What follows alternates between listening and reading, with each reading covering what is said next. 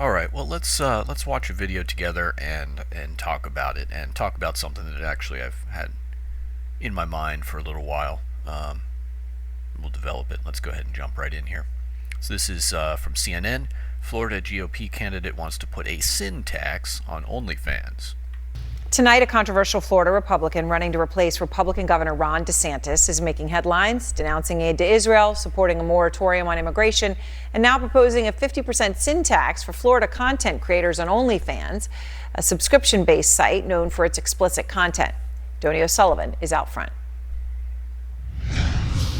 OnlyFans has made some women millionaires. I have just hit 100 million. $100 million.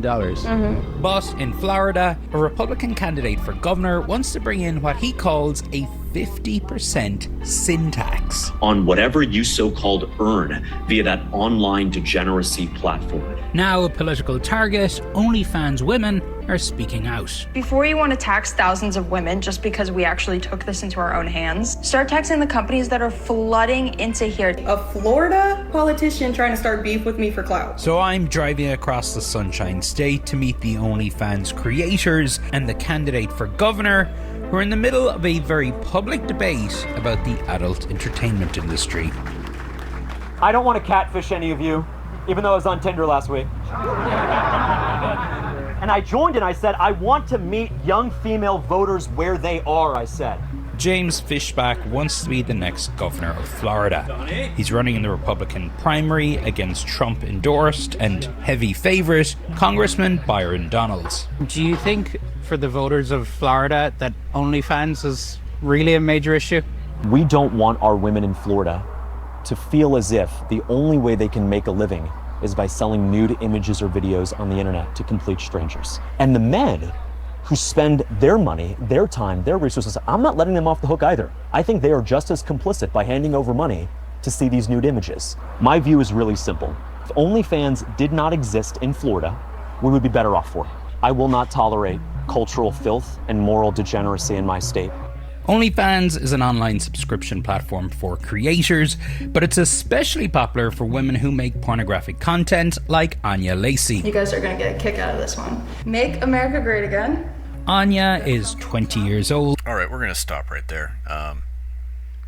Simply because the longer this video runs, the more I'm going to have to edit before I'm even comfortable posting this, which, you know, is stuff that will be aired on TV, presumably. I'm not even comfortable posting some of this content on my channel. What do I think about this? Well, let me say this. I am extremely opposed to any kind of sin or vice taxes. Why is that? Because our government shouldn't have a stake in this crap. Let me say that again. Our government should not have a stake in this crap. Our government should not be profiting or raising revenue on this degeneracy. That in and of itself is a big issue. We don't want this money. We don't want this tax money. We don't want that. I am opposed to that. However, I am very much against OnlyFans and other similar so-called content sites where ordinary people can go and basically create pornography. This is a form of prostitution, and I would like to see it made illegal. I don't want to see it taxed. I want to see it gone.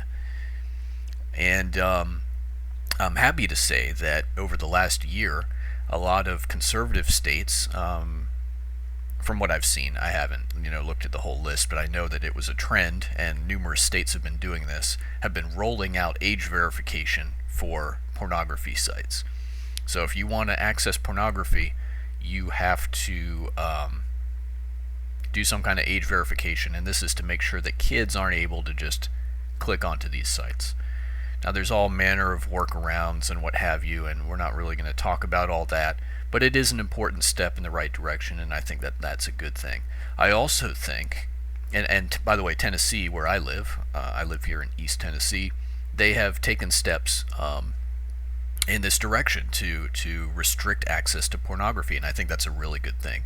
Why? Because pornography is a society ending trend.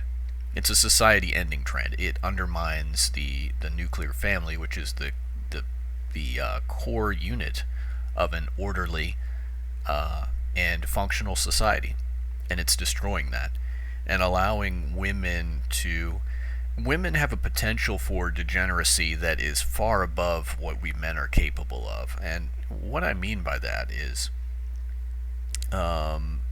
that, a man can only have intercourse with so many people in a day. Physically, we're just not capable of going beyond a certain degree. But the New York Post, for example, has reported on some of these porn stars that are pushing the boundaries of degeneracy, where they are having 1,000 partners in a day. That is a level of debauchery that most of us can't even comprehend. It's absolutely disgusting. And it's dangerous to society as well. I mean, look, even just from a material perspective, the diseases being spread by this rubbish, and encouraging because what you see on your screen is sort of a whitewashed story. You're not seeing the real world consequences of it. You're just seeing whatever the shiny thing is that gets put on your screen in the moment. So, you see these social media influencers. I just saw a video on this today. All these social media influencers and Instagram models in Dubai living the high life, enjoying great food, enjoying great drink, in these beautiful places, and on these beautiful yachts and driving beautiful cars. What they don't tell you is that in order to achieve that, many of these Instagram models are pimping themselves out to these wealthy Middle Eastern businessmen, and they're made to do all manner of debauched things, including intercourse with animals and consuming feces and other things, and getting gangbanged. And it's a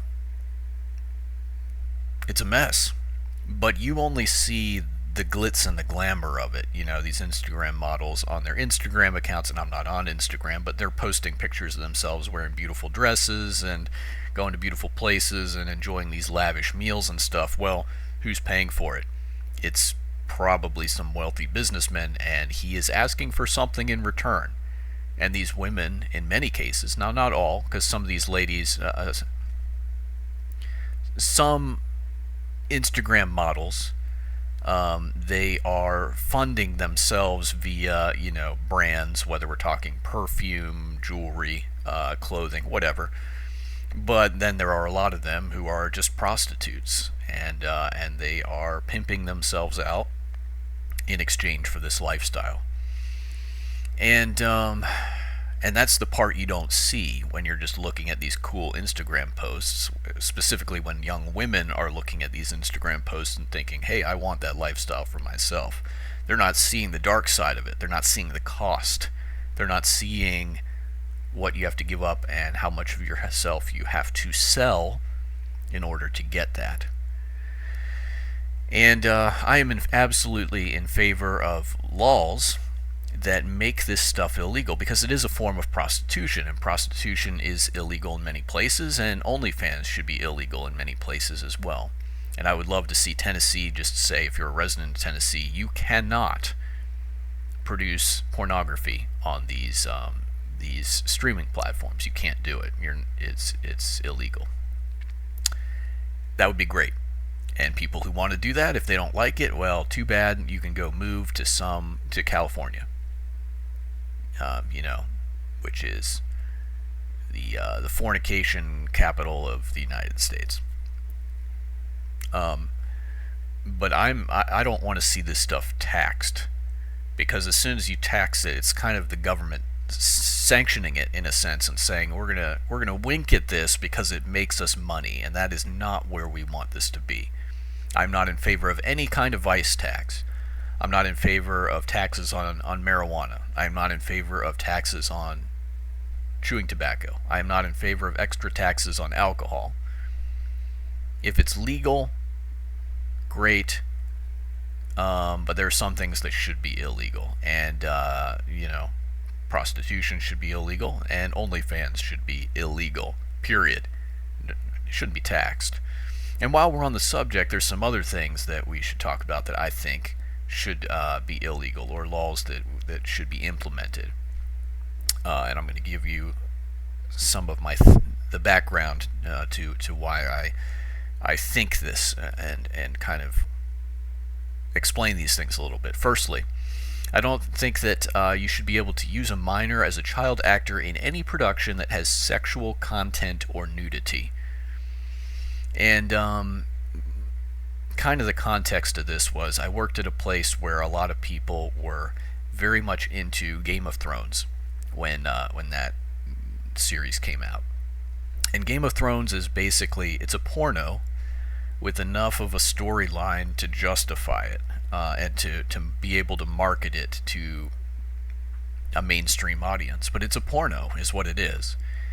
And it's full of all manner of debauchery, and I'm ashamed to admit that I've seen more of it than I care to admit, and I wish that I hadn't.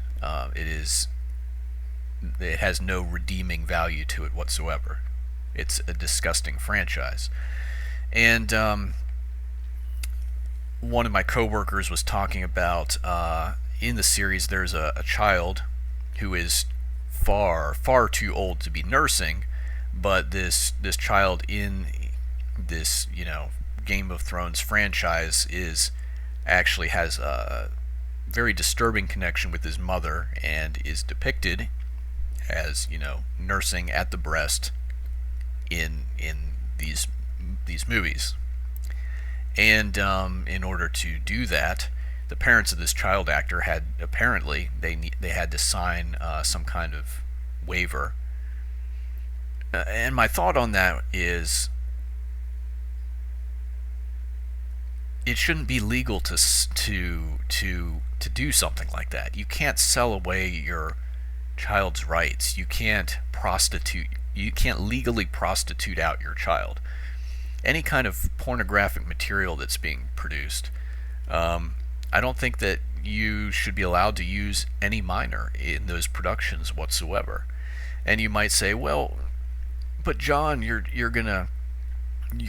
suppressing art, and you're holding back on the creativity of media and being able to tell stories. I don't care. I don't care. We already know that Disney and Hollywood abuse these children. And we're not just talking grooming, we're talking much worse. How there is a system where if you really want to rise, you have to get on your knees and do some pretty debased things. That's not cool. And I don't think that any child who doesn't have a say, because they're a child, they're a minor, should be forced into this stuff. I don't care whether the child's willing or not willing. It should be illegal to use them in these capacities. And I do mean that as an extra. Maybe they're not even in a sex scene, or in a scene where there's nudity. I don't think a child actor should be in that production at all. They should not even be associated with sexual content or with nudity. I don't think you should be able to use a child actor as an extra in a background scene, out in a public setting that has nothing to do with sexual content, if there is sexual content and nudity in the movie. Because you're putting that child's name on the credits of that material, and they're a minor. They can't truly consent to that, legally speaking. That is abuse of a child. I believe that pornographic material should not be able to be copyrighted. And you might say, oh, John, that's gonna mean that anyone can just copy and disseminate this stuff, and that's just gonna make it proliferate. But hear me out. A copyright is a legal protection. And so as soon as you have material that can be copyrighted, that material is now protected by the legal system. And the legal system is underpinned by your tax dollars. So if pornographic material can be copyrighted, then your tax dollars are being spent to protect pornographers.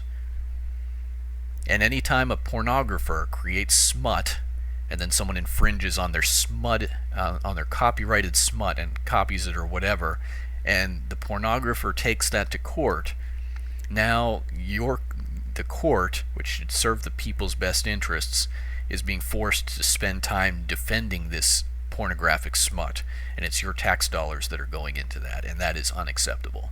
Pornographic material should not be copyrighted. There should be no rights for pornographers, no protection for smut whatsoever. And then finally, this isn't really related to sexual stuff, but judges, well, it can be, I guess. Judges who under sentence or set bail too low should be able to be charged as accessories if there's a resulting crime. So if you give someone a wrist slap for rape, or a wrist slap for assault or attempted murder, and then they are released, and then they go out and immediately assault someone else, or rape someone else, or kill someone else, the judges should be able to be charged in those cases as accessories to murder if they seriously under-penalized that perpetrator according to legal standards. And there are standards. There are standards and normal recommended minimum sentences and things like that for different crimes. And so if they're setting the bail too low, that is enabling these people to get back out there and harm others, or they're releasing them when they shouldn't be released and things like that, the judges should be held accountable for that. And so that's my thoughts on that stuff. And these thoughts have been percolating in my mind for a while, and this clip just kind of brought that to mind. And now I've got to do some editing on this clip before it's ready, before I'm comfortable even putting it up on my YouTube channel. All right, well, thanks for watching. Hope you guys have a good one. Bye.